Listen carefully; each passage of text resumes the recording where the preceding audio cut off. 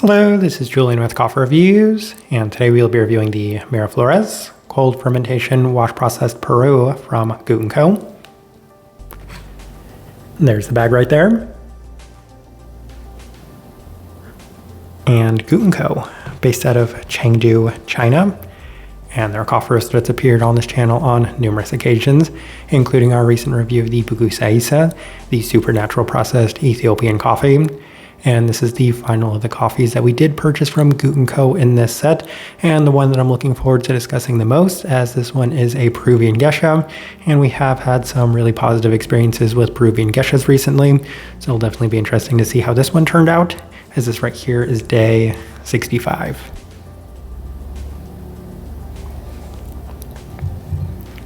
And we did decide to push this one a little bit for our recipe at a 17:1 water to coffee ratio, brewed at 99 degrees Celsius, about 210 degrees Fahrenheit. And I like this one best through the V60, which typically indicates a more medium fine grind. However, we went a little bit more fine on that grind as well. Roast profile for this coffee, this one is much closer to the previous experiences that we have had with this coffee roaster, which we oftentimes identify as being on the lighter side of things, especially relative to the majority of other Asian-based coffee roasters that we do review on this channel. Maybe not necessarily quite as light as Mood Trap, but even then, definitely still on the very light side of things by most standards and metrics.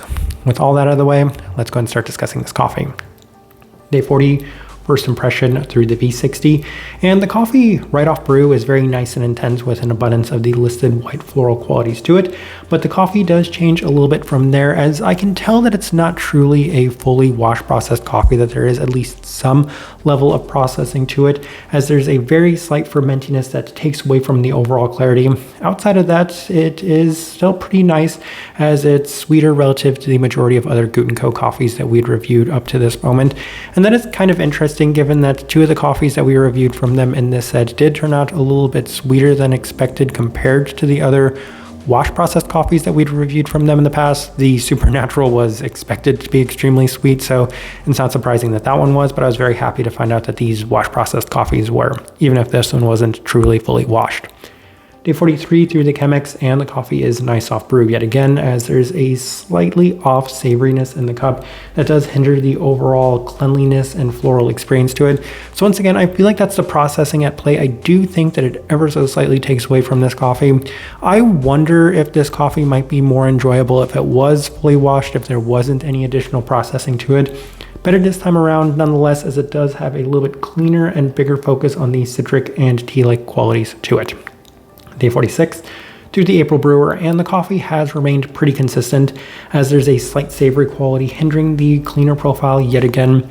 Expected floral and citric qualities once again, as it does have plenty of the listed bergamot, but also some slight spiced quality to it as well. Generally feels like it's improving with time, so definitely trending in the right direction.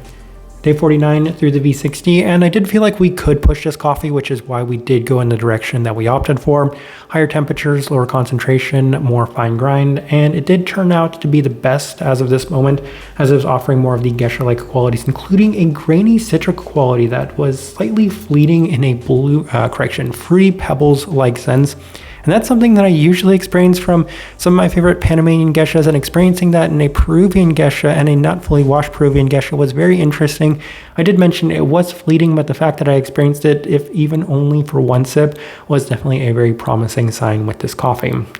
In addition to that, some stone fruits were a little bit more abundant today, with the focus continuing to remain on the citrus for the most part, but I definitely enjoyed this experience a lot more.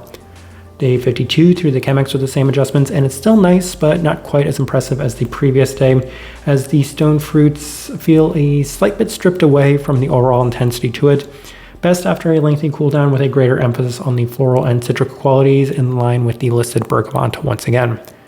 Day 55 through the V60 with our standard recipe, and the coffee is back to being just okay, indicating that it really needed to be pushed a fair bit, as it's otherwise slightly fermenty, and it was definitely an interesting experience for me, because pushing this coffee did seem to kind of, we'll say, overpower that fermenting quality to it.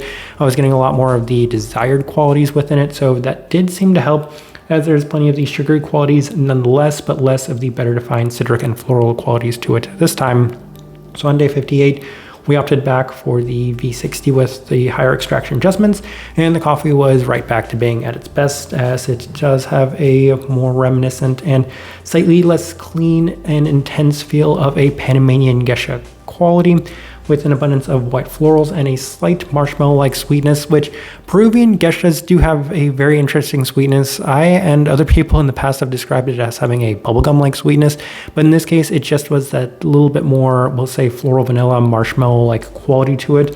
Plenty of the grainy citric qualities giving it that slight Fruity Pebble-like feel once again, and it's been a while since I've had a coffee that reminded me a bit of Fruity Pebbles, which if there's one singular flavor note that I experience within coffee that I enjoy the most, it is actually that Fruity Pebble-like experience. All right, let's go ahead and put up the tasting wheel so you can see what we're getting.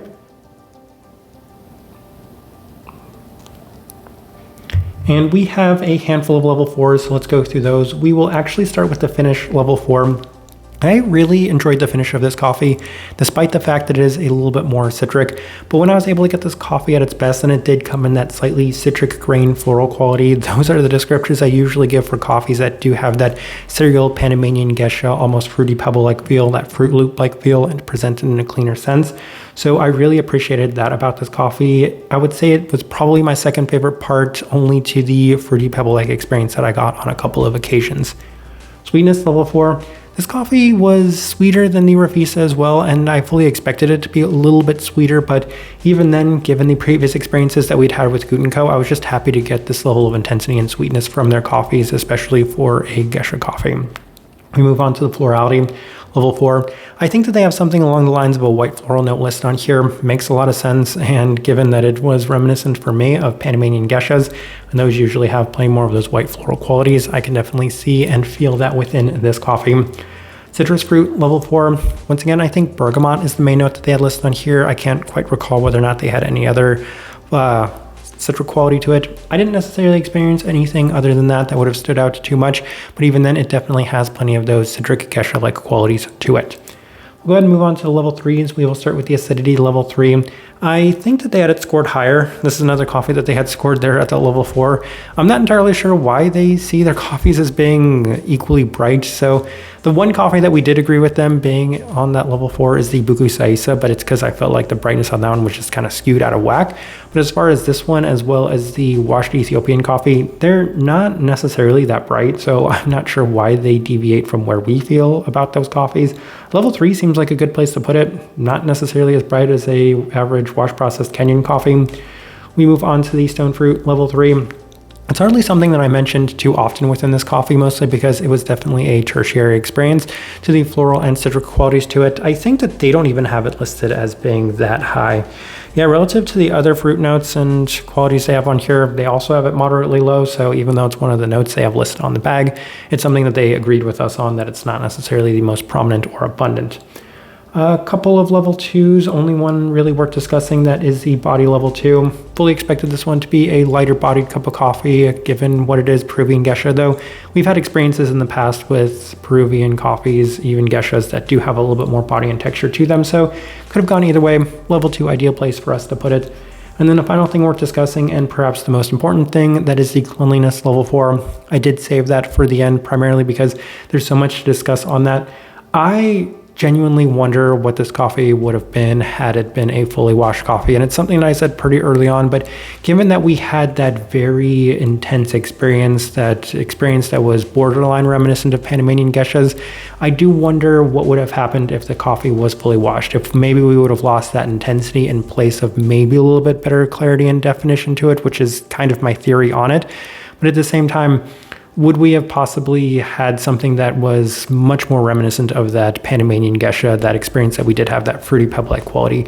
Would we gain much more of that in better definition, or would we just kind of lose it in general because the processing did help bring that quality out? So it's something that I'll never know, but it's something that I do wonder about, because this coffee did have potential to score that level 5.